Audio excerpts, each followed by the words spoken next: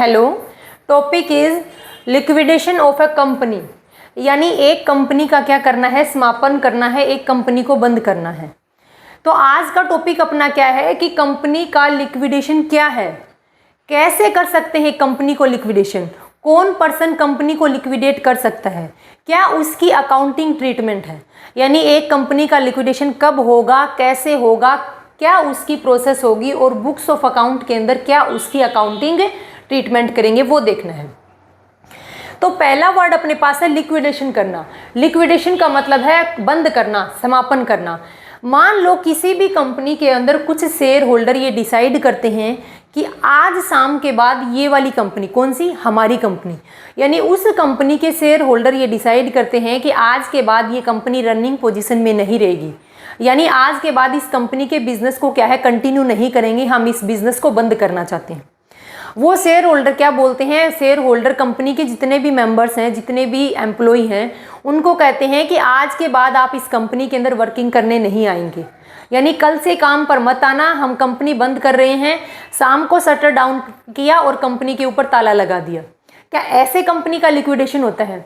क्या ऐसे कंपनी का समापन होता है? तो क्या है, ऐसा बिल्कुल भी नहीं है। कभी भी किसी भी कंपनी का लिक्विडेशन इस प्रोसेस से नहीं होता, यानी कंपनी पर ताला लगाने से कभी कोई कंपनी बंद नहीं होती। कंपनी को बंद करने की एक लीगल प्रोसेस है। कंपनी का जब बंद किया जाता है तो एक लीगल प्रोसेस को फॉलो करना पड़ता है। तो कंपनी के शेयर होल्डर की मनमानी की वजह से किसी कंपनी को बंद नहीं कर सकते कि शाम को ताला लगाए और कल से कंपनी बंद, ऐसा बिल्कुल नहीं है। तो कंपनी का लिक्विडेशन कैसे होगा, कौन कंपनी का लिक्विडेशन करेगा, उसकी प्रोसेस क्या है, वही देखेंगे। सबसे पहला वर्ड अपने पास है लिक्विडेशन। देखो वर्ड क्या है, लिक्विडेशन, ION। वर्ड के लास्ट में क्या लगा, ION लगा है। It means it is a process, यानी लिक्विडेशन क्या है, लिक्विडेशन एक प्रोसेस है। लिक्विडेशन एक प्रोसेस है। किस चीज की प्रोसेस है लिक्विडेशन? एक कंपनी के बंद करने की प्रोसेस है। लिक्विडेशन क्या है, is a legal process of wind up A company. क्या करना है, एक कंपनी को वाइंड अप करने की, एक कंपनी के समापन की, एक कंपनी को बंद करने की लीगल प्रोसेस है। क्या? लिक्विडेशन। लिक्विडेशन क्या है, लिक्विडेशन एक कंपनी को बंद करने की लीगल प्रोसेस है। मैंने यहां पर एक वर्ड यूज किया है, लीगल प्रोसेस। उसका मतलब क्या है, देखो जब एक कंपनी बनती है, यानी जब किसी कंपनी का फॉर्मेशन किया जाता है तो वो कंपनी एक्ट 2013 के प्रोविजन के अंडर ही बनती है। तो जब कंपनी बनी किसी एक्ट के थ्रू है, किसी लॉ के थ्रू है, तो आज जब कंपनी का लिक्विडेशन हो रहा है, कंपनी बंद हो रही है, तो कंपनी का लिक्विडेशन भी हम लॉ के थ्रू ही करेंगे। मैंने नीचे लिखा है कि कंपनी एक्ट 2013 के अंडर, इसी एक्ट के थ्रू, इसी लॉ के थ्रू क्या है, कंपनी का फॉर्मेशन हुआ था। कंपनी बनी क्या थी, इस एक्ट के थ्रू बनी थी। तो जब आज हम कंपनी को वाइंड अप कर रहे हैं, कंपनी को बंद कर रहे हैं, तो क्या इस लॉ का फॉलो नहीं करेंगे? बिल्कुल। अगर कोई भी ऑर्गेनाइजेशन किसी लॉ के थ्रू बनता है तो उसका वाइंड अप भी उस लॉ के थ्रू ही होगा।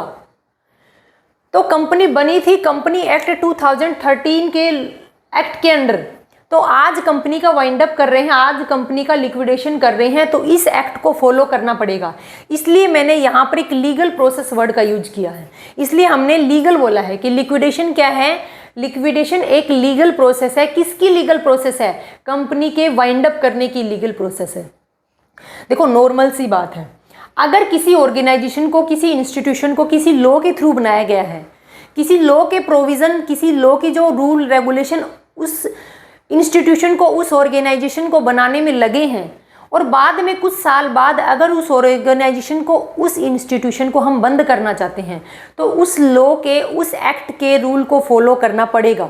अपनी मनमर्जी से हम उस ऑर्गेनाइजेशन या इंस्टीट्यूशन को बंद नहीं कर सकते। तो देखो आपने 3 वर्ड सुने होंगे। देखो कंपनी का लिक्विडेशन हो रहा है, कंपनी डिसॉल्व होगी, कंपनी क्या है, कंपनी का वाइंड अप हो रहा है। ये क्या वर्ड है? देखो सुनने में एक जैसे लग रहे हैं, कंपनी का वाइंड अप, कंपनी का डिसोल्यूशन, कंपनी का लिक्विडेशन। ये तीनों एक दूसरे के क्या है, सिनोनिम्स लग रहे हैं, लेकिन ऐसा नहीं है। अगर एक कंपनी को बंद करना है, कंपनी के बंद करने की जो स्टार्टिंग प्रोसेस है उसको बोलते हैं वाइंड अप। कंपनी के बंद करने की जो एंडिंग प्रोसेस है उसको बोलते हैं डिसोल्यूशन। और इस पूरी प्रोसेस को क्या बोलते हैं, इस पूरी प्रोसेस को बोलते हैं लिक्विडेशन। तो लिक्विडेशन तो मात्र एक प्रोसेस है। किसकी प्रोसेस है? कंपनी को बंद करने की एक प्रोसेस है। क्या? लिक्विडेशन। तो लिक्विडेशन क्या है? लिक्विडेशन एक लीगल प्रोसेस है। उस प्रोसेस के थ्रू ही किसी भी कंपनी को क्या किया जाता है? लिक्विडेट किया जाता है, बंद किया जाता है। तो आज के बाद वाइंड अप, डिसोल्यूशन और लिक्विडेशन, तीनों के अंदर आपको डिफरेंस बता दिया। अब देखो डेफिनेशन ऑफ लिक्विडेशन। लिक्विडेशन की डेफिनेशन कहाँ दी गई है? कंपनी एक्ट 2013 के सेक्शन नंबर 2 सबसेक्शन 94A के अंदर लिक्विडेशन की डेफिनेशन दी है। ये डेफिनेशन क्या बोलती है? कंपनी एक्ट 2013, मैंने बीच में और वर्ड को यूज किया, या तो कोई भी कंपनी एक्ट 2013 के अंडर, या फिर insolvency and bank corrupt code, इसका क्या है? आईबीसी कोड 2016, आईबीसी कोड 2016 के अंडर अगर वो कंपनी बंद हो रही है तो उस कंपनी को क्या बोलते हैं? लिक्विडेशन बोलते हैं। लिक्विडेशन क्या है? अगर कोई भी कंपनी एक्ट 2013 के अंडर या फिर IBC act, insolvency bank corrupt code 2016 के अंडर अगर कोई कंपनी बंद हो रही है तो उसको हम क्या बोलते हैं? उसको कंपनी का समापन बोलते हैं, कंपनी का लिक्विडेशन बोलते हैं। लिक्विडेशन टेक प्लेस कब? कौन सी कंपनी, यानी कब एक कंपनी को क्या करेंगे? लिक्विडेशन करेंगे। तो पूछा गया है कि एक कंपनी का लिक्विडेशन कब होता है।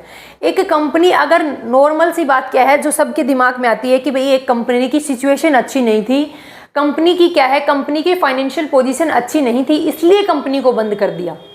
ऐसा बिल्कुल नहीं है। अगर किसी कंपनी का लिक्विडेशन हो रहा है तो वो दोनों ही कंडीशन में हो सकती है। उसकी कंडीशन अच्छी भी हो सकती है और बुरी भी हो सकती है, यानी कंपनी सोल्वेंट भी हो सकती है और कंपनी इनसोल्वेंट भी हो सकती है।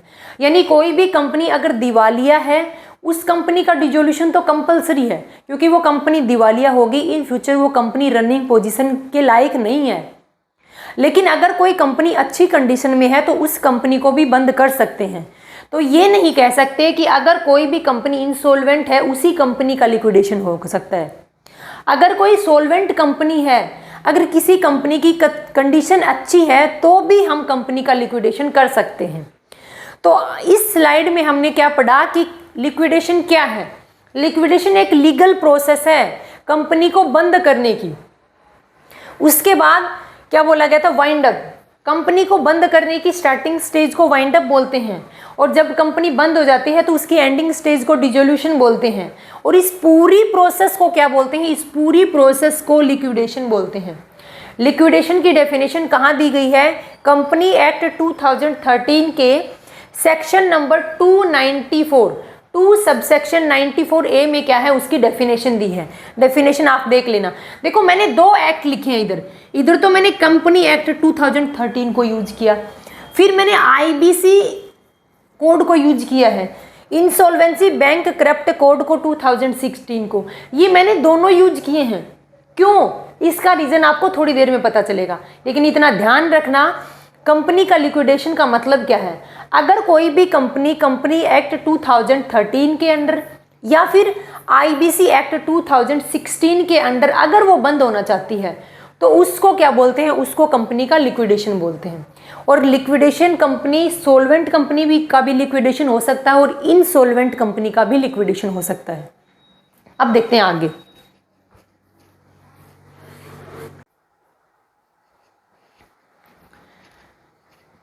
अब देखो लिक्विडेशन से रिलेटेड कुछ थोड़ा सा बेसिक पॉइंट है वो देखते हैं। At the time of liquidation, यानी जब कंपनी का लिक्विडेशन हो रहा होता है तो उस टाइम पर हम क्या करते हैं? एक कंपनी के लिक्विडेशन के टाइम पर उस कंपनी की सभी एसेट्स को सेल कर देते हैं और उन एसेट्स को सेल करने से जो अमाउंट रिसीव होती है उससे उस कंपनी की लायबिलिटी की पेमेंट कर देते हैं।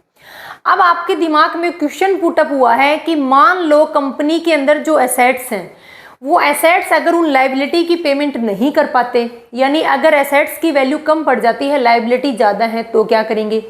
और अगर एसेट्स ज़्यादा हैं और लायबिलिटी कम है तो बाकी बची हुई अमाउंट का क्या करेंगे? यानी अगर एक कंपनी को बंद करना है, मान लो एक कंपनी है, इस कंपनी को क्या करना है? बंद करना है। तो ये नहीं है कि इस कंपनी के ऊपर ताला लगा दिया और कंपनी बंद हो गई। एक कंपनी के बंद करने की एक लंबी प्रोसेस है, उस प्रोसेस में क्या करते हैं, उस प्रोसेस के अंदर उस कंपनी की जितनी भी एसेट्स हैं, उस कंपनी की जितनी भी एसेट्स हैं उन एसेट्स को सेल करेंगे, और सेल्स करके क्या करेंगे, इन एसेट्स को सेल करके क्या करेंगे, लायबिलिटी की क्या कर देंगे, पेमेंट कर देंगे।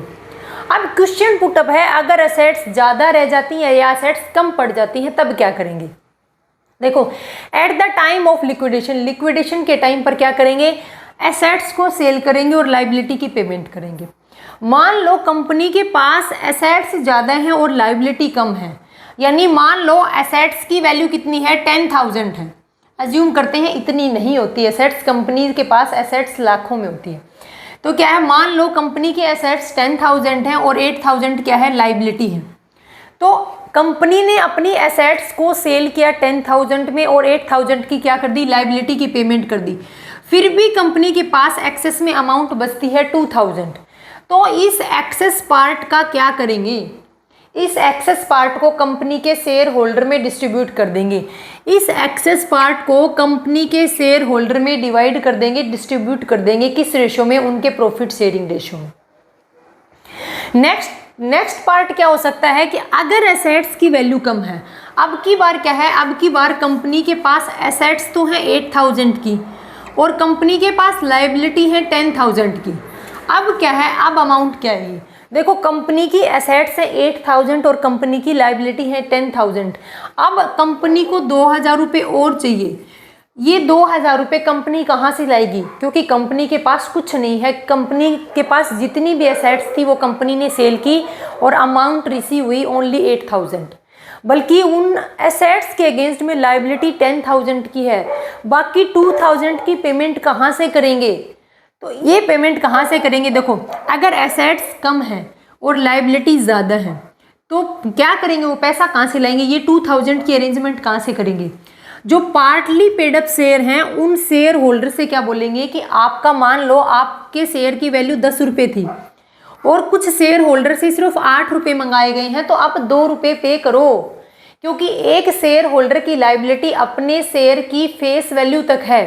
फेस वैल्यू 10 रुपये है शेयर की, सिर्फ उनसे 8 रुपये मंगाए गए हैं। तो कंपनी क्या बोलती है, कंपनी अपने शेयर होल्डर को कॉल करती है कि शेयर होल्डर अब वो टाइम आ गया है जब आपको ये 2 रुपये पे करने हैं।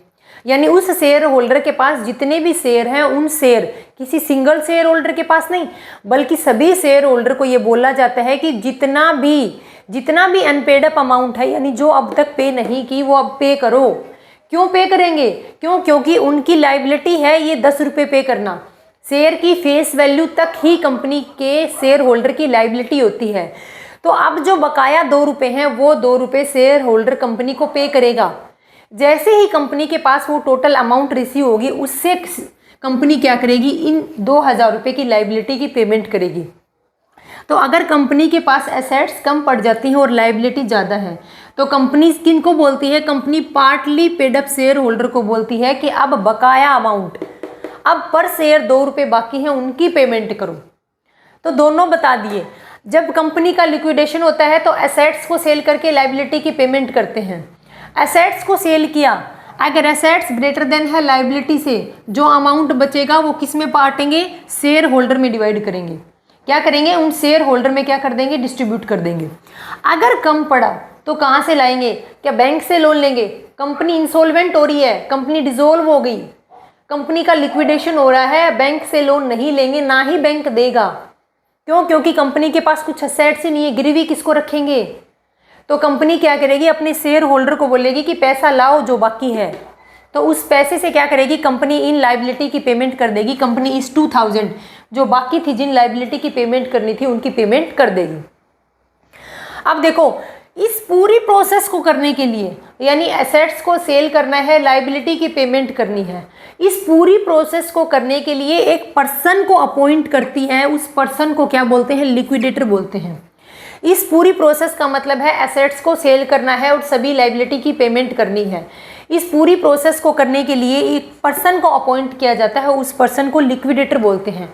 अब आपके दिमाग में क्वेश्चन पुटअप हुआ है कि ये लिक्विडेटर अपॉइंट कौन करेगा, कौन इसको अपॉइंट करेगा लिक्विडेटर को। कंपनी तो खुद डिसॉल्व हो रही है, तो कंपनी के इस पर्सन को, इस लिक्विडेटर को अपॉइंट कौन करेगा, इस पर्सन को अपॉइंट करेगा ट्रिब्यूनल। कौन करेगा? कोर्ट इस पर्सन को क्या करेगा? इस लिक्विडेटर को क्या करेगा? अपॉइंट करेगा कि आप इस कंपनी की सभी एसेट्स को सेल करो और लायबिलिटी की पेमेंट कर दो। तो जो पर्सन सेलेक्ट किया जाता है इस पूरी प्रोसेस को करने के लिए, उसको क्या बोलते हैं? उसको बोलते हैं लिक्विडेटर।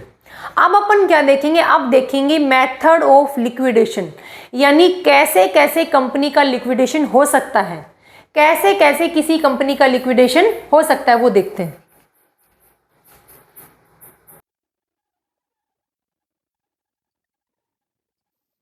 नेक्स्ट टॉपिक है अपने पास मेथड ऑफ लिक्विडेशन, या फिर बोल सकते हैं कि मोड ऑफ लिक्विडेशन, या फिर इसी को बोल सकते हैं कि मेथड ऑफ वाइंड अप। यानी एक कंपनी का समापन करना है तो एक कंपनी का समापन कितने तरीके से हो सकता है, ये का टॉपिक अपना आज। तो मेथड ऑफ लिक्विडेशन का कहां पर डिस्क्राइब किया है? कंपनी एक्ट 2013 के सेक्शन नंबर 270। अब 2 या 3 सेक्शन आएंगे, आपको ध्यान रखना उन सेक्शन को। कंपनी के लिक्विडेशन करने के मेथड को कहां डिस्क्राइब किया है? कंपनी एक्ट 2013 के सेक्शन नंबर 270 में क्या बताया गया है कि कंपनी को लिक्विडेट कैसे करना है, उसकी क्या मेथड है, क्या तरीका है, क्या मोड है। अब कंपनी का लिक्विडेशन 2 तरीके से हो सकता है, या तो कंपल्सरी वाइंड अप या फिर हो सकता है voluntary wind up. Compulsory wind up का मतलब है कि वाइंड अप करना जरूरी है, अनिवार्य है, कंपनी को बंद करना कंपल्सरी हो गया है। और वॉलंटरी वाइंड अप का मतलब है कि कंपनी को बंद तो कर रहे हैं लेकिन हमारी मर्जी से कर रहे हैं, शेयर होल्डर अपनी मर्जी से क्या है कंपनी को बंद कर रहे हैं, या फिर कंपनी के जो क्रेडिटर्स हैं, कंपनी के जो डायरेक्टर हैं, वो उनकी मर्जी से कंपनी बंद हो रही है। यहाँ पर कंपनी की मर्जी नहीं चल रही, कंपनी कंपल्सरी है कंपनी को बंद करना, वहां कंपनी अपनी मर्जी चला रही है कि मेरे को रनिंग पोजीशन में रहना है या फिर आज ही बिजनेस को क्लोज कर देना है। अब देखो कंपल्सरी वाइंड अप के लिए सेक्शन है, सेक्शन नंबर 271। 270 किसका था? मेथड बताए गए हैं लिक्विडेशन का, उसमें सबसे पहला है कंपल्सरी वाइंड अप 271। उसके बाद वॉलंटरी वाइंड अप का क्या है, कहां पर डिस्क्राइब किया है? उसके लिए सेक्शन 304। कहां का सेक्शन है? मैंने इसको क्रॉस क्यों कर दिया, इसका रीजन क्या है? कंपनी एक्ट 2013 के सेक्शन नंबर 304, कंपनी एक्ट 2013 के सेक्शन नंबर 304 के अकॉर्डिंग वॉलंटरी वाइंड अप होता था। कब तक? 31 मार्च 2017 से पहले तक। 31 मार्च 2017 से पहले कंपनी का वॉलंटरी वाइंड अप कहाँ डिस्क्राइब किया गया था? उसको डिस्क्राइब किया था सेक्शन नंबर 304 में कंपनी एक्ट के अंदर। लेकिन 31 मार्च 2017 के बाद क्या कर दिया? कंपनी का अगर वॉलंटरी वाइंड अप करना है, अगर अपनी इच्छा से कंपनी को बंद करना है, तो उसके लिए कंपनी को किस सेक्शन को फॉलो करना है? सेक्शन 59। क्या ये कंपनी एक्ट का सेक्शन है? बिल्कुल भी नहीं। ये किसका है? ये है IBC, insolvency bank corrupt code 2016 की का सेक्शन 59। इस सेक्शन के थ्रू क्या है, अब कंपनी का वॉलंटरी वाइंड अप है। यानी इन शॉर्ट बताऊं तो अब सेक्शन 304 की कोई वैल्यू नहीं है, इसकी वैल्यू थी 31 मार्च 2017 से पहले अगर कंपनी का वॉलंटरी वाइंड अप है तो इस सेक्शन के थ्रू होता था। लेकिन 31 मार्च 2017 के बाद कंपनी का वॉलंटरी वाइंड अप हुआ है, वो उसके ऊपर कौन सा न्यू एक्ट अप्लाई हुआ है? इंसॉल्वेंसी बैंक करप्ट कोड 2016 का सेक्शन नंबर 59। कौन सा सेक्शन है? ये आईबीसी का एक्ट है, आईबीसी एक्ट का सेक्शन है, सेक्शन नंबर 59 के अंडर किसी भी कंपनी का वॉलंटरी वाइंड अप हो सकता है। अब देखो ध्यान रखना, section number 270 method of liquidation, या फिर बोल सकते हैं कि method of wind up. Section number 271 compulsory wind up. Section number 304 at present प्रचलन में नहीं है, ये क्या हो गया? ये खत्म हो गया। इसकी जगह हम किसको फॉलो करते हैं? आईबीसी एक्ट 2016 के सेक्शन नंबर 59 को फॉलो करते हैं। किसके लिए? कंपनी के वॉलंटरी डिसोल्यूशन के लिए, कंपनी के वॉलंटरी वाइंड अप के लिए। अब देखो अगर कंपनी का कंपल्सरी वाइंड अप हो रहा है, यानी कंपनी को बंद करना जरूरी है, अनिवार्य है, उसके 2 केस हो सकते हैं। एक तो है डेब्ट की पेमेंट नहीं कर पा रही, यानी कंपनी अपनी लोन की पेमेंट नहीं कर रही, कंपनी अपनी डेब्ट की अमाउंट की पेमेंट नहीं कर पा रही, कंपनी क्या हो गई, दिवालिया हो गई है, कंपनी के पास अब कुछ नहीं है।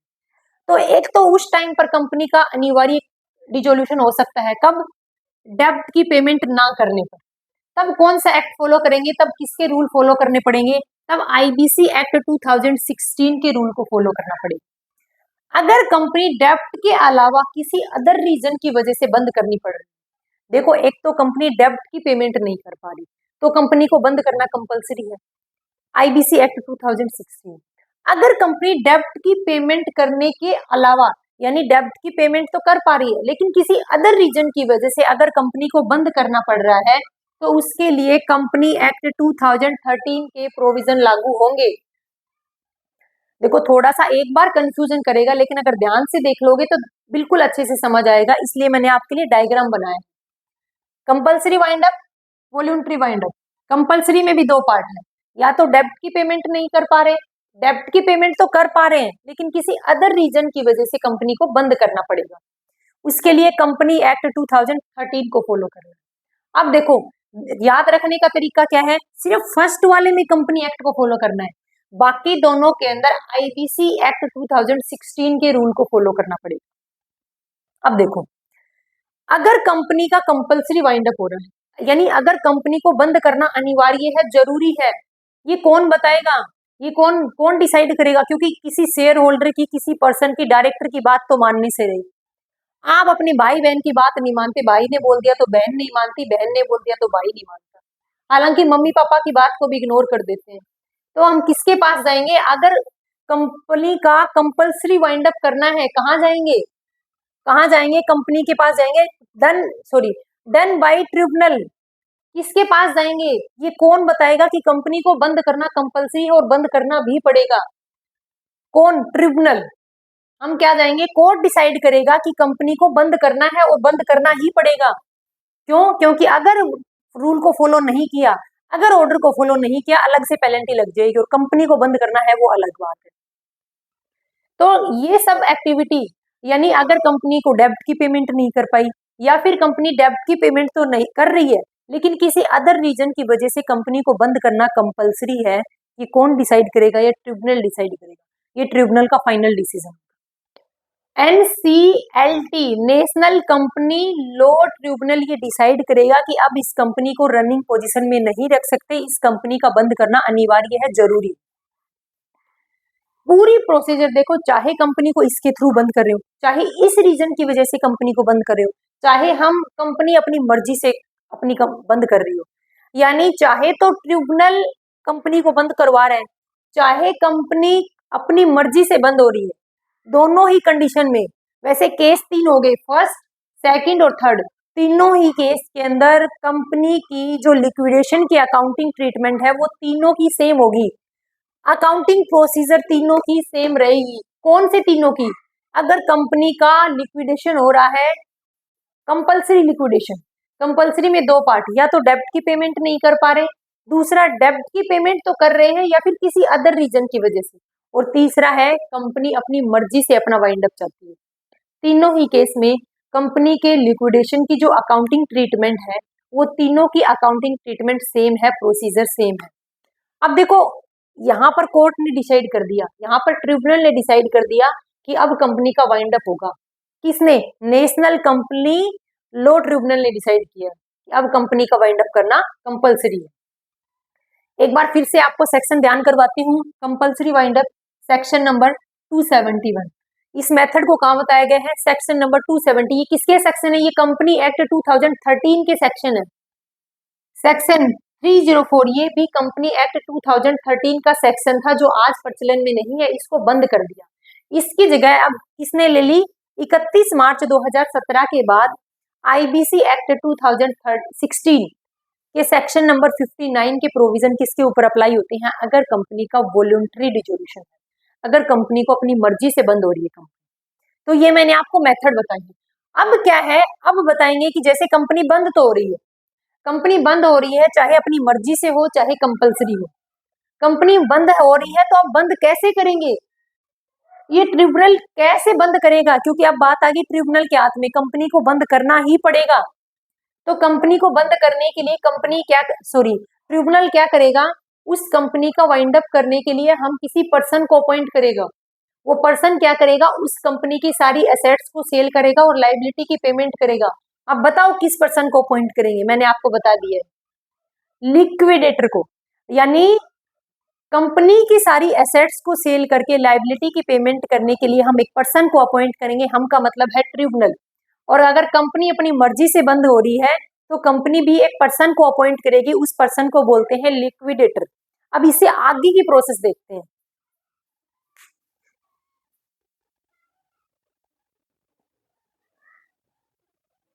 अब देखो उससे आगे की प्रोसेस देखते हैं। अब तक हमने सिर्फ मेथड देखे हैं, यानी हमने सिर्फ मोड को डिस्कस किया था कि अगर एक कंपनी का वाइंड अप करना है, लिक्विडेशन करना है, तो उसके क्या मेथड हो सकते हैं। या तो कंपल्सरी वाइंड अप हो सकता है, या फिर क्या है, वॉलंटरी वाइंड अप है।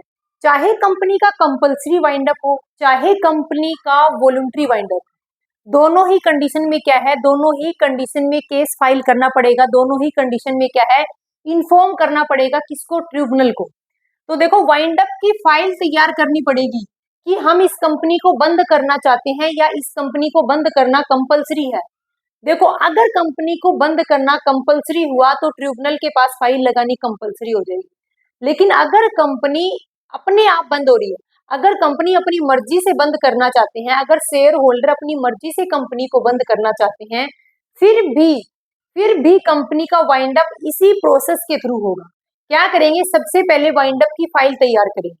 उस वाइंड अप की फाइल के लिए कौन सा सेक्शन दिया है, कंपनी एक्ट 2013 का सेक्शन नंबर 272, ध्यान रखना है।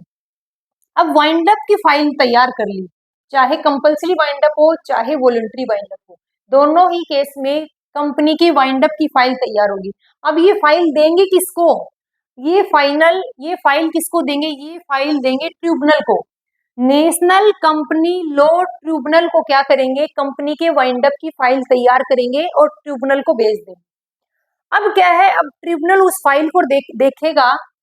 क्या है कि कोई भी कंपनी अगर वो अच्छी सिचुएशन में है, अगर उसकी रनिंग पोजीशन एट प्रेजेंट ठीक है, उसकी सिचुएशन फाइनेंशियल सिचुएशन ठीक है, फिर भी कंपनी को अगर शेयर होल्डर चाहते हैं, फिर भी कंपनी को बंद करने की एक बार ट्रिब्यूनल सोचता है, वो कंपनी को दोबारा से मौका देता है कि आप एक बार फिर से सोच लो कि आप कंपनी को बंद करना चाहते हो या नहीं।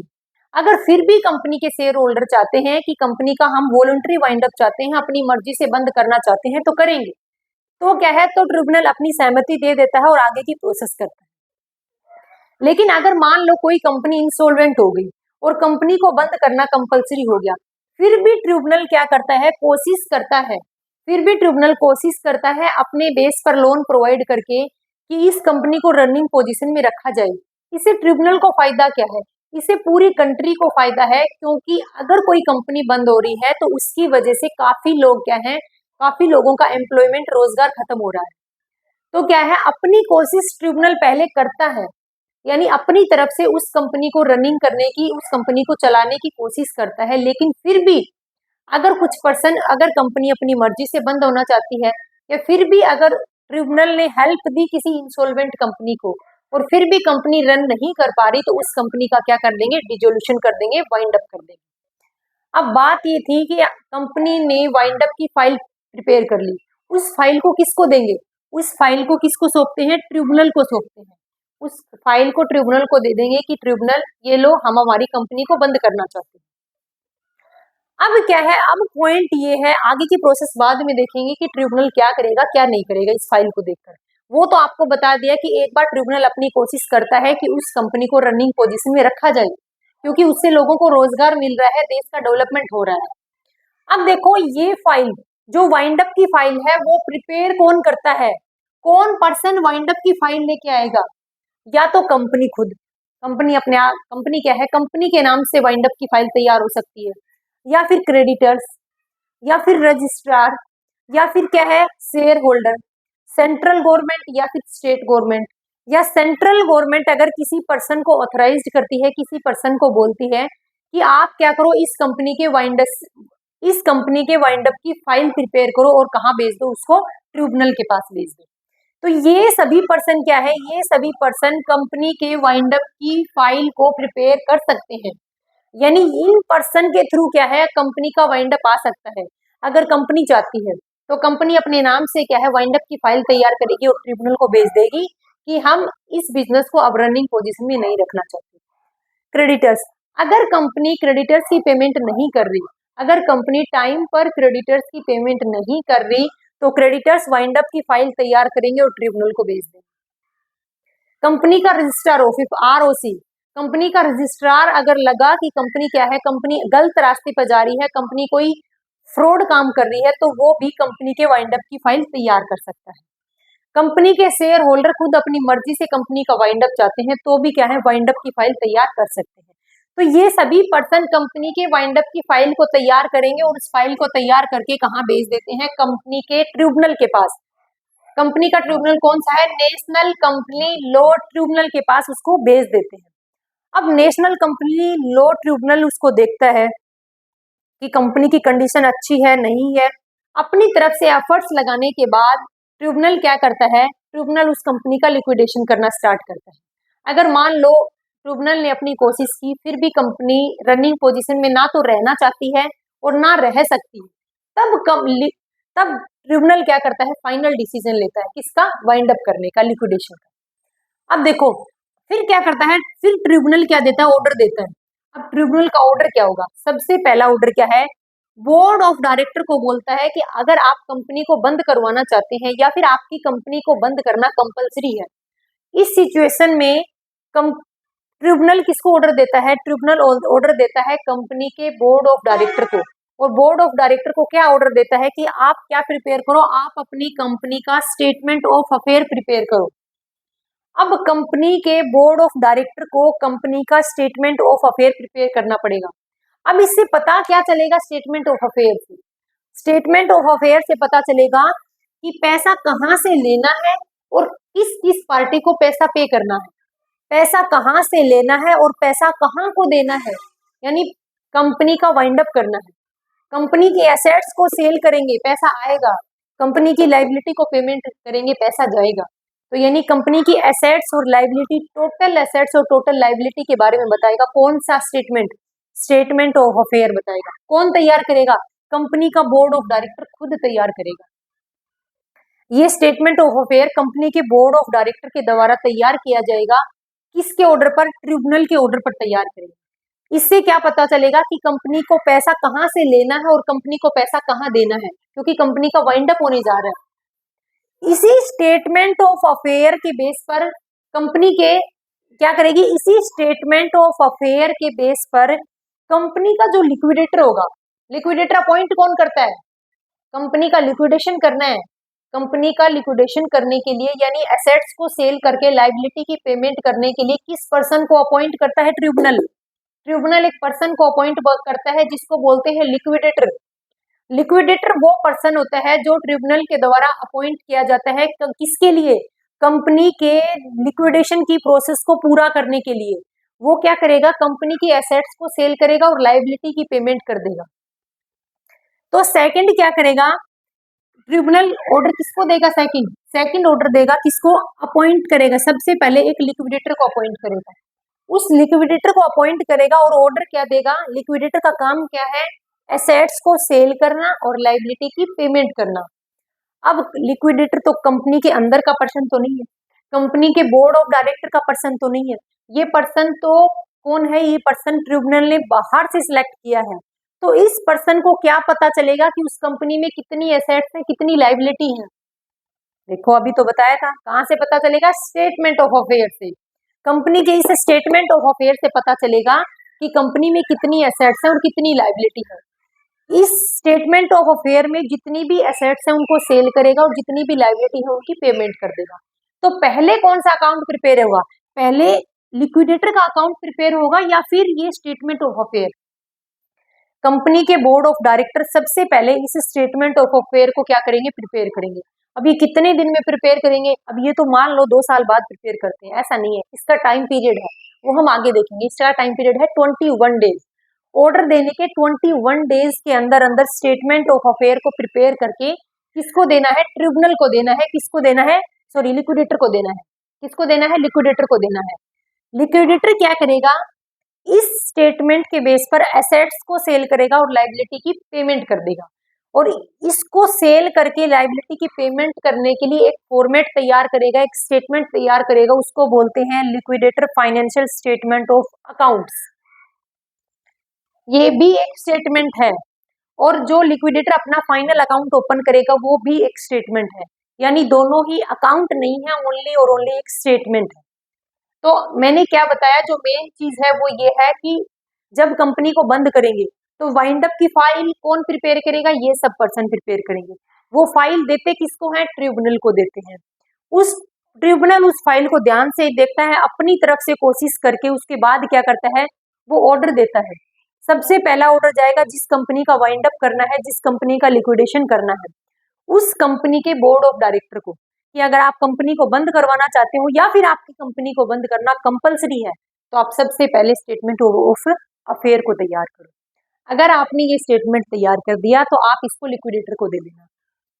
लिक्विडेटर इसी स्टेटमेंट ऑफ अफेयर के बेस पर अपना फाइनल अकाउंट प्रिपेयर करेगा। उस अकाउंट में क्या होगा? सभी एसेट्स को सेल करेगा और सभी लायबिलिटी की पेमेंट कर देगा। हालांकि जो लायबिलिटी की जो पेमेंट है ये एक प्रॉपर सीक्वेंस के अंदर है। ये नहीं कि सबसे पहले इक्विटी शेयर होल्डर को पेमेंट कर दी, सबसे पहले डिबेंचर्स को पेमेंट कर दी, डिबेंचर्स होल्डर को, या फिर सबसे पहले क्या है? लोन की पेमेंट कर दी। ऐसा नहीं। अगर एसेट्स को सेल करके कंपनी की लायबिलिटी की पेमेंट करनी है तो वो पेमेंट एक प्रॉपर सीक्वेंस में होगी। उस सीक्वेंस को भी हम देखेंगे। तो यहाँ तक आई थिंक सबको समझ आया होगा। थोड़ा सा स्टार्टिंग में थोड़ा सा पेचीदा लगेगा, एक बार ध्यान से करोगे तो अच्छे से समझ आ जाएगा। अब देखते हैं इसके आगे। देखो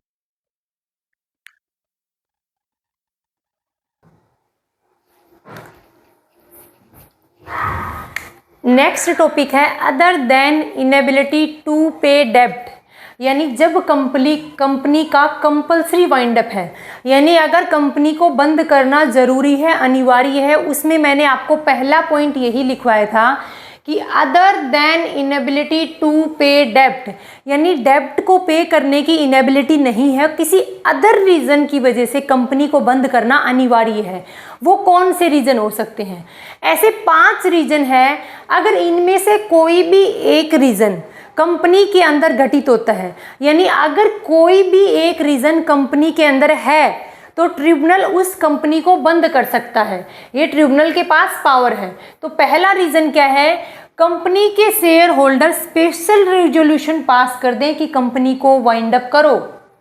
अगर कंपनी के share holder special resolution pass कर दें, स्पेशल रेजोल्यूशन का मतलब क्या है? अगर कंपनी के 75% शेयर होल्डर, अगर कंपनी के 75% शेयर होल्डर सेटिस्फाई हैं कि कंपनी को बंद करना है, तो कंपनी को बंद करना अनिवार्य ही होगा, कंपलसरी होगा।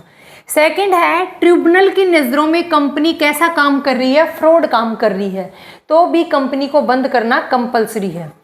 थर्ड है, कंपनी अपनी फाइनेंशियल स्टेटमेंट, कौन से होते हैं कंपनी के फाइनेंशियल स्टेटमेंट?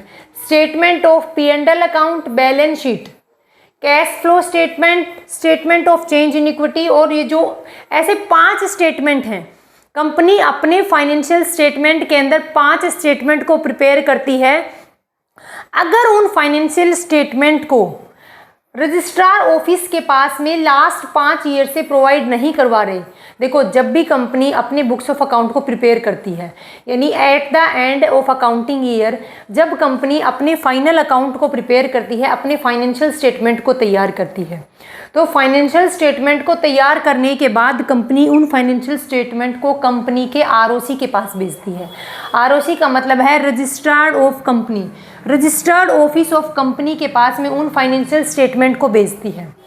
अगर कंपनी उन फाइनेंशियल स्टेटमेंट को पिछले 5 सालों से भेज ही नहीं रही है, अगर ROC के पास कंपनी अपनी फाइनेंशियल स्टेटमेंट को पिछले 5 सालों से अगर नहीं भेज रही, तो कंपनी का कंपल्सरी डिसोल्यूशन होना ही होना है।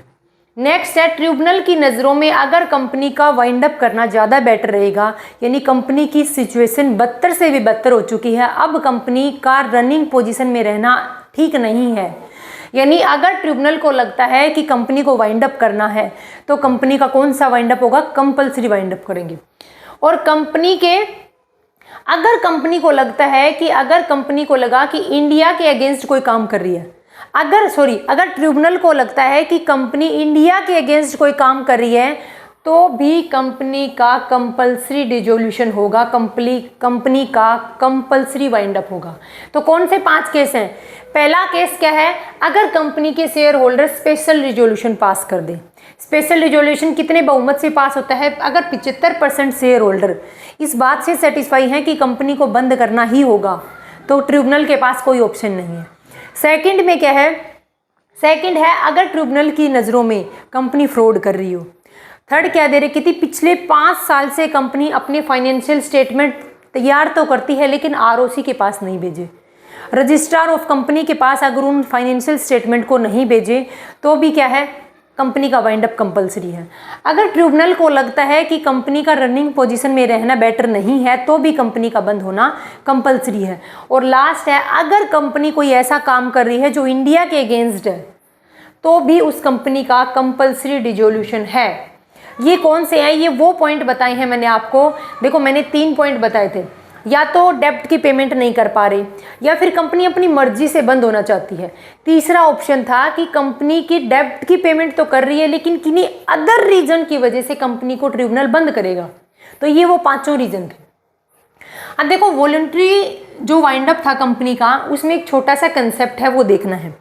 अगर कंपनी का वॉलंटरी वाइंड अप कर रहे हैं, यानी कंपनी अपनी मर्जी से बंद हो रही है, कंपनी शेयर होल्डर की मर्जी से बंद हो रही है, डायरेक्टर की मर्जी से बंद हो रही है, उसमें कोर्ट का कोई वो नहीं था कि कोर्ट ने बाउंडेशन लगाई है, ट्रिब्यूनल ने बाउंडेशन लगाई है कि कंपनी को बंद करना है। उस केस में क्या है? कितने तरीके से कंपनी बंद कर सकते हैं? 2। पहला है मेंबर्स वॉलंटरी वाइंड अप, और दूसरा है क्रेडिटर्स वॉलंटरी वाइंड अप। यानी अगर कंपनी के मेंबर चाहते हैं तो भी कंपनी को बंद करना है, यानी कंपनी के क्रेडिटर चाहते हैं कि कंपनी बंद करना है तो भी कंपनी को बंद करना पड़ेगा।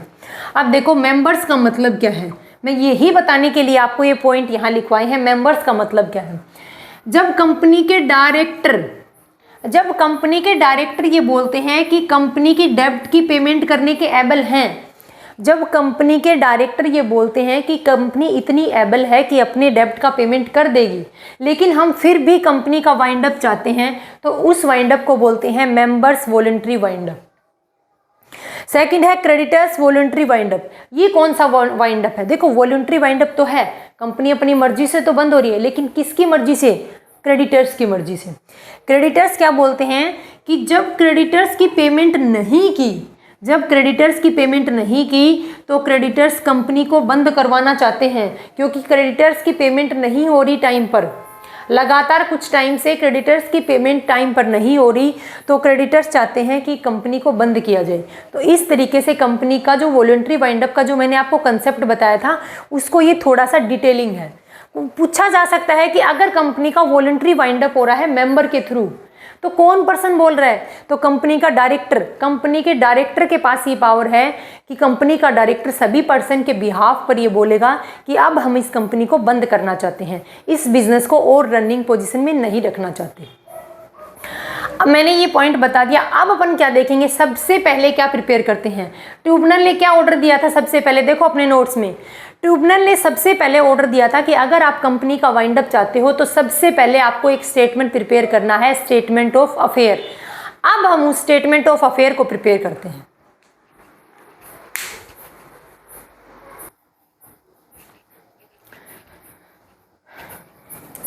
नेक्स्ट अपने पास है स्टेटमेंट ऑफ अफेयर। अब ये आता है कि ये स्टेटमेंट प्रिपेयर कौन करता है और कब प्रिपेयर करते हैं?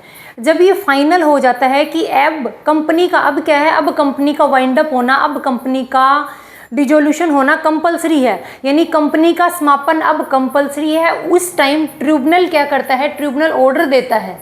ट्रिब्यूनल ऑर्डर किसको देगा? कंपनी के बोर्ड ऑफ डायरेक्टर को ऑर्डर देता है कि आप अपनी कंपनी का स्टेटमेंट ऑफ अफेयर तैयार करें, यानी हमें बताएं कि कंपनी में कितनी असेट्स हैं और कंपनी में कितनी लायबिलिटी की पेमेंट करनी है। तो स्टेटमेंट ऑफ अफेयर क्या है? एक स्टेटमेंट है, एक अकाउंट नहीं है, पहली बात। दूसरी, किस कौन सा सेक्शन अप्लाई होता है इसके ऊपर अप्लाई है सेक्शन नंबर 274। कंपनी एक्ट 2013 का सेक्शन नंबर 274 में किसका फॉर्मेट दिया है, स्टेटमेंट ऑफ अफेयर के बारे में बताया है। अब देखो ये जो फॉर्मेट तैयार किया जाता है, ये जो स्टेटमेंट प्रिपेयर किया जाता है, इस स्टेटमेंट को बनाता कौन है, किसको ऑर्डर मिला था, कंपनी के बोर्ड ऑफ डायरेक्टर को ऑर्डर मिला था, ऑर्डर दिया था ट्रिब्यूनल ने कि आप क्या बनाओ, आप एक स्टेटमेंट ऑफ अफेयर तैयार करो। तो कंपनी के बोर्ड ऑफ डायरेक्टर में आते कौन है, कंपनी के डायरेक्टर आते हैं, कंपनी के ऑफिसर आते हैं। वो पर्सन क्या करते हैं, कंपनी के डायरेक्टर और ऑफिसर कंपनी का स्टेटमेंट ऑफ अफेयर तैयार करते हैं। नेक्स्ट क्या है, ये हमेशा एस्टिमेट वैल्यू पर तैयार किया जाता है। क्यों, क्योंकि बताया जाएगा कि कंपनी में लगभग इतनी अमाउंट की एसेट्स हैं और इतनी अमाउंट की लायबिलिटी हैं। तो ये एस्टिमेट वैल्यू बताता है, ये एक्यूरेट वैल्यू नहीं बताता कभी भी। सेकंड है वाइंड अप ऑर्डर के 30 डेज के अंदर। मैंने आपको 2 मिनट पहले बताया था कि उसको 21 डेज के अंदर, नहीं 21 डेज नहीं है, बल्कि कितना है 30 डेज।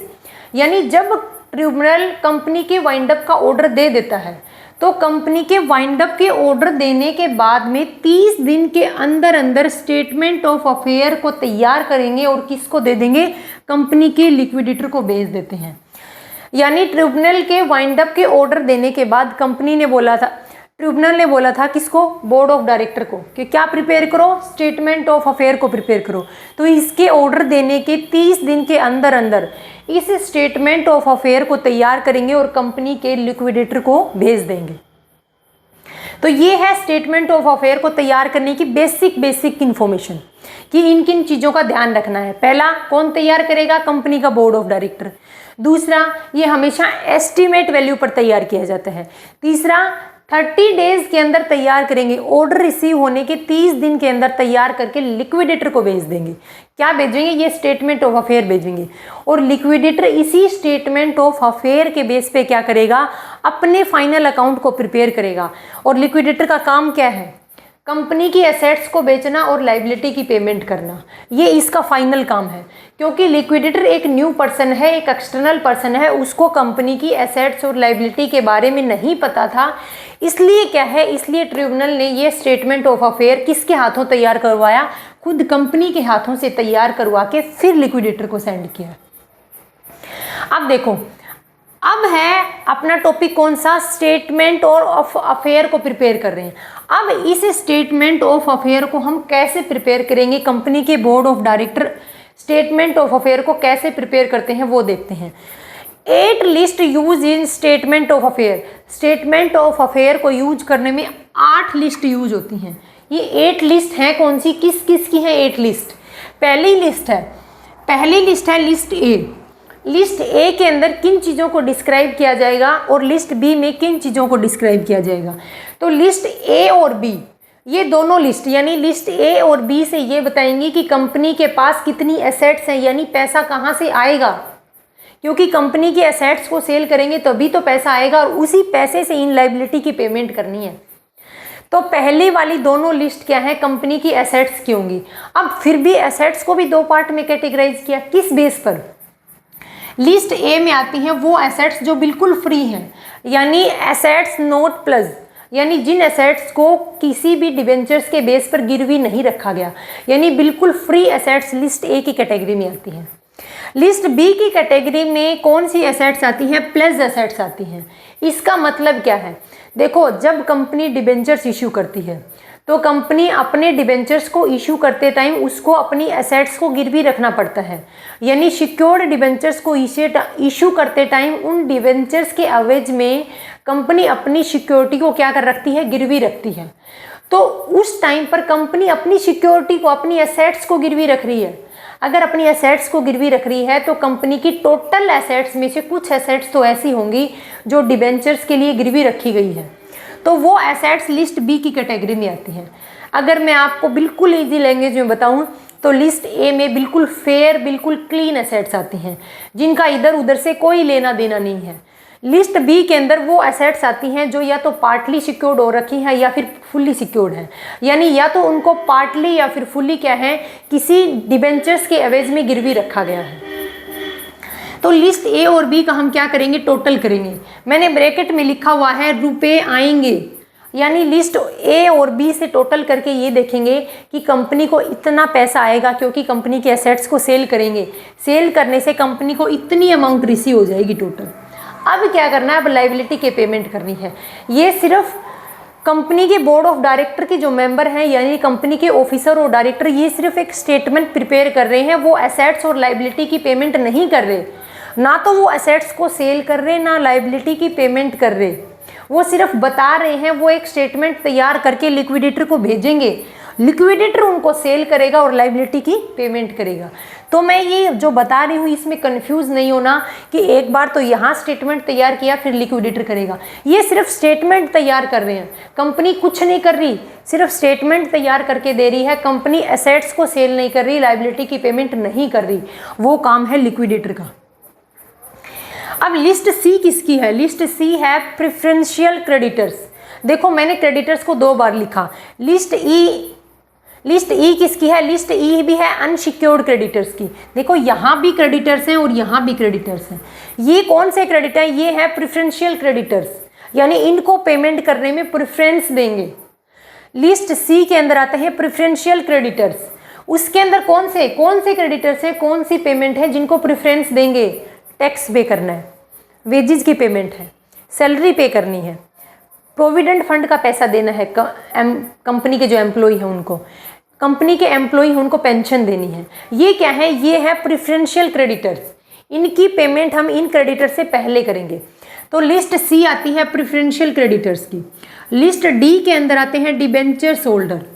यहाँ पर कौन से डिबेंचर्स होल्डर आएंगे? यहाँ पर फ्लोटिंग चार्ज वाले डिबेंचर्स होल्डर आएंगे। पूछा जा सकता है पेपर में कि ये जो लिस्ट डी के अंदर डिबेंचर्स होल्डर आते हैं वो कौन से डिबेंचर्स होल्डर आते हैं? फ्लोटिंग चार्ज और फिक्स चार्ज। तो यहाँ पर जो डिबेंचर्स शो करेंगे वो फ्लोटिंग चार्ज वाली शो करेंगे। अब ये होता क्या है फ्लोटिंग चार्ज और फिक्स चार्ज? देखो जब कंपनी डिबेंचर्स इशू करती है तो डिबेंचर्स के एवज में कंपनी अपनी कुछ न कुछ एसेट्स को गिरवी रखती है।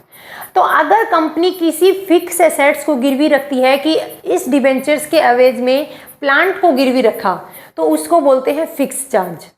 और अगर कंपनी डिबेंचर्स के एवज में किसी स्पेशल एसेट्स को गिरवी नहीं रखती बल्कि बोल देती है कि आपके जो डिबेंचर्स हैं वो हमारी कंपनी के एसेट्स के ऊपर गिरवी रखे हुए हैं, यानी हमारी आपको जो डिबेंचर्स इशू किए हैं उसके जो पीछे गिरवी है वो हमारी एसेट्स गिरवी के तौर पर रखी हुई है।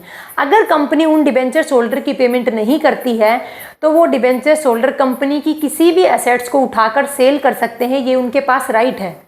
इसको बोलते हैं फ्लोटिंग चार्ज। तो यहाँ पर वो डिबेंचर्स होल्डर आएंगे जो सिर्फ फ्लोटिंग चार्ज वाले हैं। नेक्स्ट है लिस्ट ई। लिस्ट ई किसकी है? लिस्ट ई है अनसिक्योर्ड क्रेडिटर्स की, जैसे बीपी वगैरह है, बिल्स क्या है, बीपी हैं, अदर क्रेडिटर्स हैं, ओवरड्राफ्ट है, वो सब कहाँ आएंगे? अनसिक्योर्ड क्रेडिटर्स में। नेक्स्ट है लिस्ट एफ। लिस्ट एफ है प्रेफरेंस शेयर कैपिटल। कौन से है? Preference share capital. और लिस्ट जी के अंदर शो करेंगे कि कंपनी के अंदर इतनी इक्विटी शेयर कैपिटल है। लिस्ट ई से लेकर लिस्ट 3 से लेकर लिस्ट 7 तक ये सारी क्या है? लाइबिलिटी है, इनकी पेमेंट करनी है। इसलिए देखो यहाँ पर टोटल पैसा रिसीव हुआ, इसमें से कंपनी क्या कर देगी? कंपनी को इतनी पेमेंट करनी पड़ेगी। एस्टिमेट बता रहे हैं कि इतनी अमाउंट की पेमेंट करनी है। अगर लिस्ट ए और बी की अमाउंट एक्सेस रहती है list C, D, E, F और जी से, तो वो अमाउंट क्या बन जाती है? सरप्लस। और अगर नीचे वाली लाइबिलिटी के अमाउंट एक्सेस है एसेट्स के अमाउंट से, तो वो बन जाती है डेफिशिएंसी। वो शो करते हैं लिस्ट एच के अंदर। देखो बाकी तो सब कुछ एकदम क्लियर रहेगा, याद भी रह जाएगा। जहां पर कंफ्यूजन होगा वो सिर्फ ये 3 है, लिस्ट सी, डी और ई। डी को कैसे याद रखोगे? डी को याद रखोगे डिबेंचर्स होल्डर। सी में क्या आएंगे? Preferential creditors. और ई के अंदर आएंगे अनसिक्योर्ड क्रेडिटर्स। क्वेश्चन यहाँ से पुट नहीं होगा, ये सिर्फ बेसिक है। क्वेश्चन पुट करेंगे यहाँ से। लिस्ट ए को क्या है? लिस्ट ए, बी, सी दे देंगे कि कौन से बताओ इसके अंदर लिस्ट ए के अंदर क्या आएगा, लिस्ट डी में बताओ, लिस्ट सी के अंदर। तो क्या है? इस क्वेश्चन यहाँ से पुटअप होगा। सिर्फ इन तीनों का ध्यान रख लेना, बाकी आपको आराम से याद रह जाएंगे। अच्छा याद होगी आपको डेफिशिएंसी और सरप्लस। ए और बी बिल्कुल क्लियर है। सी के अंदर है प्रेफरेंशियल क्रेडिटर्स, ई के अंदर है अनसिक्योर्ड क्रेडिटर्स और एफ और जी क्या हैं, पहले प्रेफरेंस शेयर कैपिटल की पेमेंट करेंगे, बाद में हम इक्विटी शेयर कैपिटल की पेमेंट करेंगे। तो कंपनी का बोर्ड ऑफ डायरेक्टर क्या करेगा, ट्रिब्यूनल के ऑर्डर पर इस स्टेटमेंट ऑफ अफेयर को प्रिपेयर करेगा और प्रिपेयर करके लिक्विडेटर को दे देगा, ले भाई लिक्विडेटर देखो अपनी इस स्टेटमेंट ऑफ अफेयर को और देखो कैसे पेमेंट करोगे कैसे नहीं करोगे। हमने तो तैयार करके दे दिया हमारा स्टेटमेंट ऑफ अफेयर। अब कोई एसेट्स अब तक सेल नहीं की, किसी लाइबिलिटी की अभी तक पेमेंट नहीं की है। अब हम क्या करेंगे, अब करेंगे जब लिक्विडेटर का अकाउंट तैयार करेंगे उस टाइम पर। देखो सबसे बड़ा जो कन्फ्यूजन था जब मैं ग्रेजुएशन करती थी उस टाइम पर, जब मैंने फर्स्ट टाइम इस चैप्टर को पढ़ा था तो मेरे को जो कन्फ्यूजन हुआ था वो बताती हूँ। मेरे को कन्फ्यूजन हुआ था यहाँ पर कि इनकी पेमेंट की, ये इनकी पेमेंट का सीक्वेंस है, ये इनकी पेमेंट का सीक्वेंस नहीं है। यहाँ पर सिर्फ इतना बताया है कि लिस्ट ए में कौन सी एसेट्स आएंगी, लिस्ट बी में कौन सी एसेट्स आएंगी, list C D E F में कौन कौन सी लाइबिलिटी आएंगी। ये पेमेंट का सीक्वेंस नहीं है। पेमेंट का सीक्वेंस तो लिक्विडेटर के फाइनल अकाउंट में शो होगा। वहाँ लिक्विडेटर बताएगा कि मैं किस एसेट्स को, किस लाइबिलिटी की पहले पेमेंट करूँगा और किस लाइबिलिटी की बाद में पेमेंट करूँगा। ये कंपनी की लाइबिलिटी की पेमेंट का ऑर्डर नहीं है, ध्यान रखना। ये सिर्फ शो किया गया है कि कंपनी की एसेट्स इस लिस्ट में आएंगी और कंपनी की लाइबिलिटी इस लिस्ट में आती है। अब एक और क्वेश्चन पुटअप होता है, वो देखो।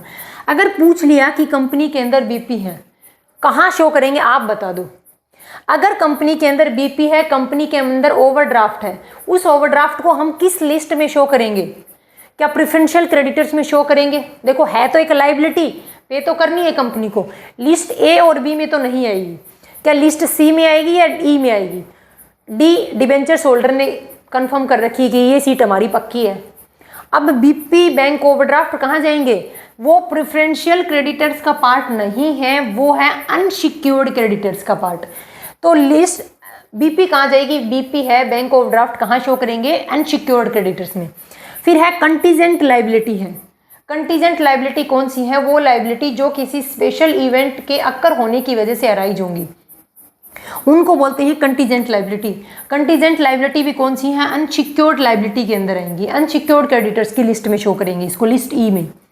अनक्लेम्ड डिविडेंड है, यानी अनक्लेम्ड डिविडेंड को कौन सी लिस्ट में शो करेंगे? लिस्ट ई के अंदर शो करेंगे। तो आपसे पूछा जा सकता है कि अनक्लेम्ड डिविडेंड है उसको किस लिस्ट में शो करेंगे, तो आपको बतानी है लिस्ट ई के अंदर अनक्लेम्ड डिविडेंड, कंटीजेंट लाइबिलिटी, अगर कोई बैंक ओवरड्राफ्ट है, अगर बीपी की पेमेंट करनी है, ये सारी अनसिक्योर्ड लाइबिलिटी हैं, इनको अनसिक्योर्ड क्रेडिटर्स की लिस्ट में शामिल करेंगे। एक पॉइंट और है अनकॉल्ड अप कैपिटल, यानी वो कैपिटल है जो अभी तक नहीं मंगवाई गई है, यानी बिल्कुल सेफ कैपिटल है। कंपनी के कुछ शेयर होल्डर ऐसे होते हैं जिनने अभी तक अपने शेयर्स की जो फेस वैल्यू है वो टोटल पेमेंट नहीं की है। यानी मान लो कंपनी की फेस वैल्यू शेयर की 10 रुपये है, 8 रुपये कोल्ड अप कर लिए और 8 रुपये पेड अप भी कर दिए शेयर होल्डर ने, तो अभी तक 2 रुपये बाकी हैं, वो 2 रुपये हैं अनकोल्ड अप कैपिटल। वो किस कैटेगरी में आएगा? वो लिस्ट ए की कैटेगरी में आएगा, क्योंकि ये पैसा कंपनी को मिलेगा, क्योंकि ये पैसा कंपनी की, जैसे कंपनी की एसेट्स को सेल करने से पैसा मिलेगा, वैसे ही कंपनी की जो अनकोल्ड अप कैपिटल है जो कंपनी अब मांगेगी वो बिल्कुल फ्री है, वो अमाउंट बिल्कुल फ्री है, कोई किसी चीज़ को गिरवी नहीं रखा हुआ, तो वो लिस्ट ए की कैटेगरी में आता है, ये ध्यान रखना आपको। अब हम क्या करेंगे? अब हम अकाउंट किसका प्रिपेयर करेंगे? अब हम लिक्विडेटर का फाइनल अकाउंट प्रिपेयर करते हैं।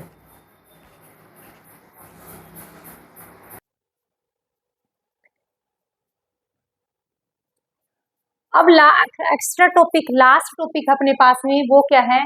कंपनी के लिक्विडेशन पर कंपनी के लिक्विडेटर के द्वारा जो फाइनल अकाउंट प्रिपेयर किया जाता है, इसी अकाउंट के थ्रू, इसी फाइनल स्टेटमेंट ऑफ अकाउंट, किसका?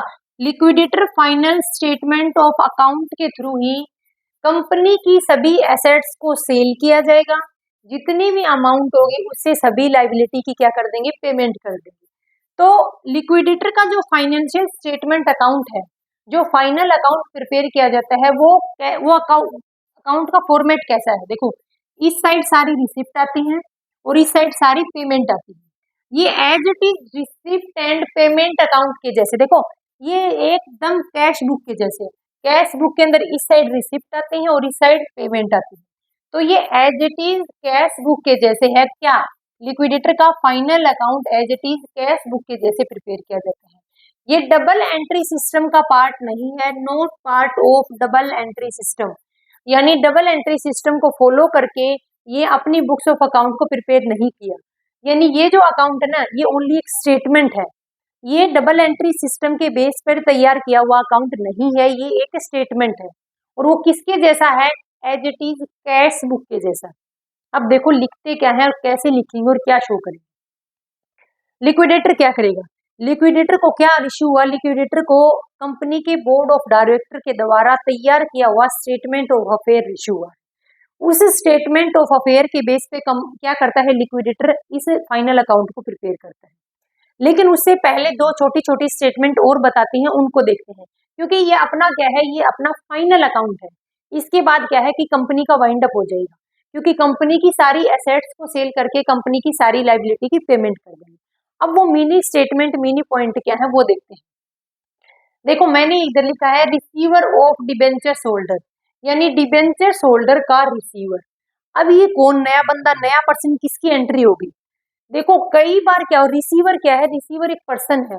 कौन पर्सन है, कौन उसको अपॉइंट कर रहा है, कौन सेलेक्ट कर रहा है उसको। कई बार कंपनी के डिबेंचर होल्डर क्या है, कंपनी के वाइंड अप के टाइम पर, कई बार कंपनी के डिबेंचर होल्डर कंपनी की वाइंड अप के टाइम पर एक पर्सन को अपॉइंट करते हैं, एक पर्सन को सेलेक्ट करते हैं। उस पर्सन को बोलते हैं कि इस कंपनी के हमारे पास इतने डिबेंचर्स हैं, हम उस कंपनी के डिबेंचर्स होल्डर हैं। अब क्या है, अब वो कंपनी वाइंड अप हो रही है, तो हमें हमारी कंपनी जितने भी डिबेंचर्स हैं, यानी जो लॉन्ग टर्म लोन हमने कंपनी को दिया था, वो लॉन्ग टर्म लोन अभी हमें वापस चाहिए। अब कंपनी के डिबेंचर्स कंपनी की एसेट्स की एवज में क्या है, सिक्योर होते हैं। यानी कंपनी के जो डिबेंचर्स हैं वो कंपनी का एक तरीके से लॉन्ग टर्म लोन, वो लॉन्ग टर्म लोन कंपनी की एसेट्स के ऊपर गिरवी है। यानी इस लॉन्ग टर्म लोन के एवज में कंपनी की कुछ एसेट्स गिरवी रखी हुई है। अब इस पर्सन को क्या बोलते हैं, इस रिसीवर को ये डिबेंचर होल्डर बोलते हैं। अगर डिबेंचर होल्डर के पास पावर है तो ये इस पर्सन को सेलेक्ट कर लेंगे। अगर डिबेंचर होल्डर के पास इस पर्सन को सेलेक्ट करने की पावर नहीं है तो क्या करेगा, तो ट्रिब्यूनल के बेस पर तो क्या कोर्ट क्या करेगा, इस पर्सन को क्या करेगा, सेलेक्ट करेगा, इस पर्सन को अपॉइंट करेंगे कि आप जाओ और इन डिबेंचर होल्डर की क्या करो, पेमेंट करो। पेमेंट ये कहाँ से करेंगे, ये तो कहाँ, ये कंपनी के ये जो डिबेंचर्स हैं, ये कंपनी के जो डिबेंचर्स के एवज में जिन सिक्योरिटी को गिरवी रखा हुआ था उन सिक्योरिटी को सेल कर देंगे, और सेल करके अपने बैग के अंदर अमाउंट भर के लेके आ रहे हैं किसके पास में, डिबेंचर होल्डर के पास में। लेकिन इससे पहले खतरा हो गया रिसीवर को कि मेरी भी तो फीस बनती है कुछ, मैंने काम किया है किसके लिए, इन डिबेंचर होल्डर के लिए मैंने काम किया है, इनके दबे हुए पैसे, इनके डूबे हुए पैसे मैं निकाल कर लेके आया हूँ, तो उसके बदले में मेरे को फीस चाहिए मेरी। तो ये सबसे पहले उस बैग में से, मान लो डिबेंचर होल्डर ने जिस पर्सन को रिसीवर के तौर पर अपॉइंट किया था, वो पर्सन कंपनी की एसेट्स को सेल करता है और अपनी अमाउंट किसके एवज में, डिबेंचर होल्डर के लिए वो अमाउंट ले आता है कि इतने अमाउंट का लोन मिस्टर ए ने दे रखा था, मिस्टर ए एक डिबेंचर होल्डर था, वो बैग भर के उस अमाउंट को ले आता है, वो अमाउंट थी किसकी, मिस्टर ए की। अब उस मान लो डिबेंचर होल्डर थे 10 लाख के, लेकिन डिबेंचर होल्डर के एवज में जो सिक्योरिटी गिरवी रखी होगी वो कम से कम इस अमाउंट से तो ज्यादा ही मिलेगी। यानी 15 लाख की क्या है, 15 लाख की किसी सिक्योरिटी को गिरवी रखा हुआ था, किसी एसेट्स को गिरवी रखा हुआ था। अब ये रिसीवर जाएगा इस लोन की भरपाई करने के लिए और इस 15 लाख की एसेट्स को सेल कर देगा। 15 लाख की एसेट्स को सेल किया और बैग भर के लेके आ रहा है किसके पास में, इस डिबेंचर होल्डर के पास में। रास्ते में इसको याद आ गया कि अगर डिबेंचर होल्डर को दे दिया सारा पैसा तो क्या पता वो मेरे को दे या ना दे। हालांकि उसको सिर्फ 10 लाख रुपए का हकदार है वो, क्योंकि उनके डिबेंचर कितने के, सिर्फ 10 लाख के, बाकी ऊपर के 5 लाख का क्या करना है। तो सबसे पहले वो एक्सेस अमाउंट में क्या करेगा, पूरे अमाउंट में से सबसे पहले वो खुद के एक्सपेंस निकालेगा, यानी मेरे जितने भी खर्चे लगे हैं मेरी फीस को काटूंगा मैं सबसे पहले। सेकंड, उसमें से डिबेंचर होल्डर की जितनी अमाउंट बनती है वो दे देगा। मान लो इसके खुद के एक्सपेंस हो गए 1 लाख, तो पीछे कितने बच गए, पीछे बचते हैं 14 लाख। 14 लाख में से 10 लाख डिबेंचर होल्डर को पेमेंट कर दे। उसके बाद जो अमाउंट बचती है कितनी, 4 लाख। ये 4 लाख रुपए वो किसको दे देगा, लिक्विडेटर को दे देगा। ये 4 लाख रुपए वो किसको देगा? लिक्विडेटर को दे देगा कि ये लो लिक्विडेटर भाई साहब, हमने क्या कर दिया, हमने कंपनी की इस एसेट्स को सेल कर दिया और उसके बदले में डिबेंचर होल्डर की जो अमाउंट थी उसको पे कर दिया। अब जितना एक्सेस बचा है उसमें से मैंने अपनी अमाउंट कट कर ली और बाकी का बचा हुआ पैसा आप ले लो। क्यों? क्योंकि ये पर्सन क्या करेगा, क्योंकि पर्सन कंपनी की जितनी भी लायबिलिटी है उनकी सबकी पेमेंट करेगा। नीचे लिखा हुआ है मैंने लिस्ट ऑफ कंट्रीब्यूटर्स, इसका मतलब क्या है? कंट्रीब्यूटर्स की लिस्ट, कौन से कंट्रीब्यूटर? अब तो कंपनी बंद हो रही है। देखो कंपनी के कंट्रीब्यूटर की रिक्वायरमेंट तब पड़ती है जब कंपनी की एसेट्स कम है और कंपनी की लायबिलिटी ज्यादा है, यानी कंपनी के पास उतनी एसेट्स नहीं है कि वो सारी लायबिलिटी की पेमेंट कर पाए। इसलिए कंपनी बागी बागी कंट्रीब्यूटर के पास जाती है कि कोई तो हमें पैसा दो। या कोई भी पर्सन जो रोड पे चल रहा है वो कंपनी को पैसा देगा? बिल्कुल भी नहीं देगा। तो कंपनी को पैसा कहाँ से मिलेगा, कहाँ से कंपनी पैसे मांगेगी? इसके लिए है लिस्ट ए और लिस्ट बी।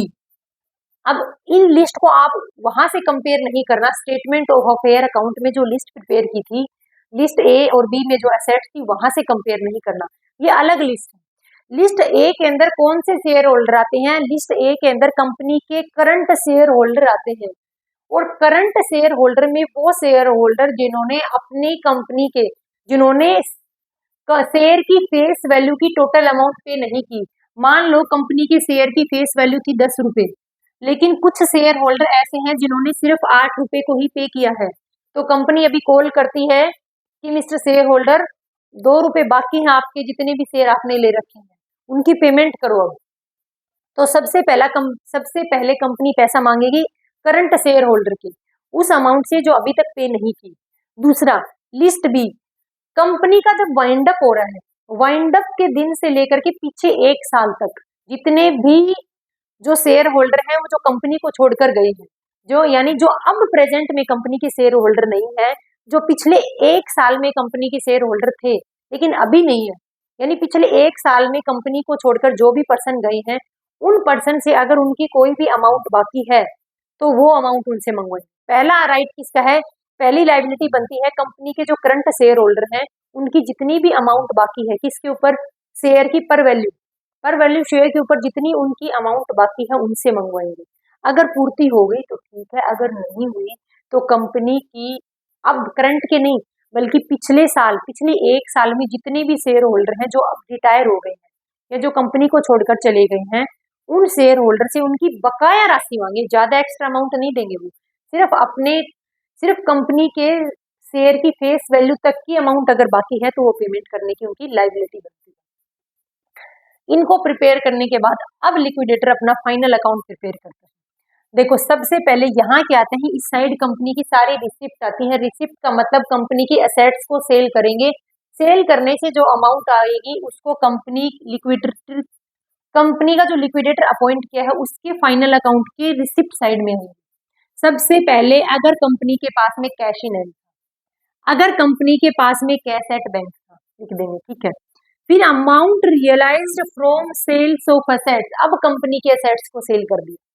कंपनी के एसेट्स में land, building, plant, machinery, goodwill, patent, trademark, stock, कुछ भी एसेट जो कंपनी के पास है उसको सेल करने से जितनी अमाउंट आएगी उसको यहाँ शो करेगी। उसके बाद अगर कोई सरप्लस है, जैसे ये वाला सरप्लस था ना, ये वाला सरप्लस कहाँ शो करेंगे? यहाँ शो कर देंगे। अगर कोई सरप्लस है तो वहां यहाँ शो कर देंगे। उसके बाद क्या है? कॉल्स फ्रॉम शेयर होल्डर, ये वाला कॉल्स। अगर कमी पड़ी तो इन शेयर होल्डर से हम पैसा मांग सकते हैं, पहले करंट शेयर होल्डर से और लास्ट पिछले 1 साल तक जो शेयर होल्डर थे उनसे। अगर बकाया राशि है तो ही मांग सकते हैं, उसको यहाँ शो करेंगे।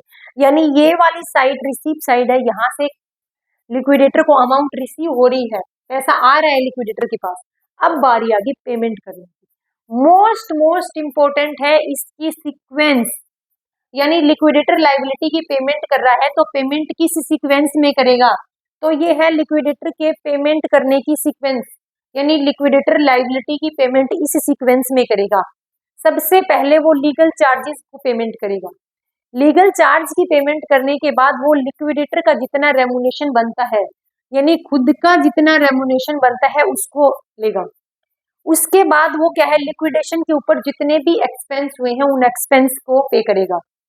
पहले लीगल चार्जेस, दूसरा लिक्विडेटर का रेमुनरेशन। तीसरा, लिक्विडेशन पर जितने भी एक्सपेंस हुए। अब फोर्थ बारी आती है किसकी, सबसे पहले डिबेंचर्स होल्डर की पेमेंट करेंगे, क्योंकि डिबेंचर्स क्या है, डिबेंचर्स होल्डर सिक्योर्ड होते हैं। डिबेंचर्स होल्डर क्या है, उनके एवज में कंपनी की एसेट्स गिरवी रखी हुई थी सबसे पहले, फिर उसके बाद हम किसकी पेमेंट करेंगे, डिबेंचर्स होल्डर की। ये पेमेंट कब करेंगे, जब यहाँ पर जब ये वाला तामझाम नहीं होगा तब। अगर उन्होंने पहले ही किसी पर्सन को रिसीवर के तौर पर अपॉइंट कर दिया तो उनकी पेमेंट पहले हो चुकी होगी, उनको बाद में दोबारा पेमेंट नहीं करेंगे। अगर डिबेंचर्स होल्डर ने अपने रिसीवर को अपॉइंट नहीं किया तो लीगल चार्जेस, लिक्विडेटर का रेमुनरेशन और लिक्विडेशन के एक्सपेंस को पे करने के बाद बारी आती है डिबेंचर्स होल्डर की।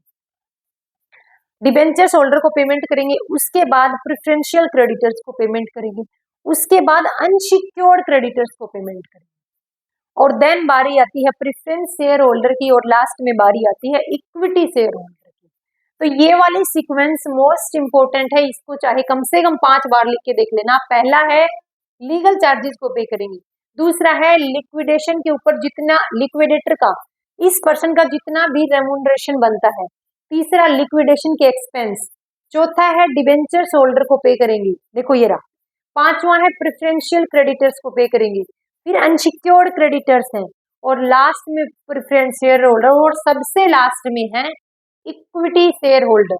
सबसे लास्ट में है इक्विटी शेयर होल्डर को पेमेंट कर देंगे अगर कुछ अमाउंट बचती है तो। अगर कुछ अमाउंट बचेगी तो यहाँ तक पहुंचेगी, अगर और कुछ अमाउंट बचेगी तो यहाँ तक पहुंचेगी, अगर नहीं बचेगा तो इनको कुछ भी नहीं मिलेगा। तो ये है कंपनी के लिक्विडेटर का फाइनल अकाउंट, जो कंपनी की लिक्विडेशन पर, जो कंपनी के वाइंड अप पर तैयार किया जाएगा एट द एंड। इस तरीके से क्या होता है, इस तरीके से कंपनी का क्या होता है, एक कंपनी का लिक्विडेशन है। अगर कंपनी बनी एक अकाउंट के एक अगर कंपनी बनी एक लॉ के थ्रू है, कंपनी एक्ट 2013 के थ्रू अगर कंपनी का फॉर्मेशन हुआ है तो कंपनी का लिक्विडेशन भी किसी लॉ के थ्रू ही होगा।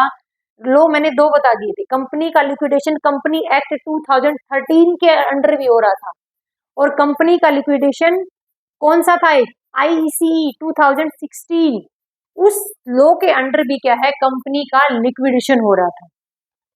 IC insolvency bank corrupt act, insolvency bank corrupt code 2016 या फिर कंपनी एक्ट 2013 के अंडर में अगर किसी कंपनी को बंद कर रहे हैं तो वो उस कंपनी का लिक्विडेशन कहलाता है।